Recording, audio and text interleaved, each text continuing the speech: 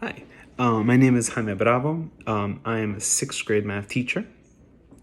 I would identify as being a Latino, male, educator, um, a son, a partner, and something that's shaped my identity is definitely my early childhood and being the son of an immigrant. That within itself really affected me growing up, just because being an immigrant, having that fear in our society, was always something that I worried about. What's going to happen to my mom, and so we kind of lived in fear, but that at the same time pushed me to be more resilient and push myself to figure out, well, how do I figure this out? How do I make sure that my family stays together? And that lent itself to school. I found that education was the key for me. If I could get the right job, then I could secure my mom her citizenship. And so that really, that's the way it kind of panned out. But it didn't go without, with its challenges along the way.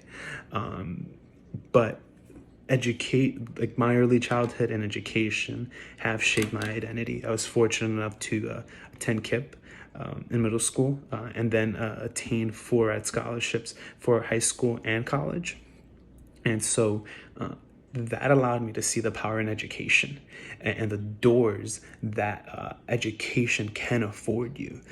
The son of an immigrant that came to this country with nothing. And so when I think about what is it that I'm fighting for, I'm fighting for my students to have the opportunity to do whatever they want with their lives, to be able to prosper, to have choices, and to not live in fear. And I think that that can be attained through education. But our system has got to work for our students. We can't just say, hey, here's a free education, because the education that some of my fellow peers in college attained, which they attended public high schools, was very different from the public education a fellow friend of mine who may have attended a public school, or even myself, who I attended a Catholic school, attained. They're just different. They're labeled the same, but they're actually not. And so that's what I'm fighting for.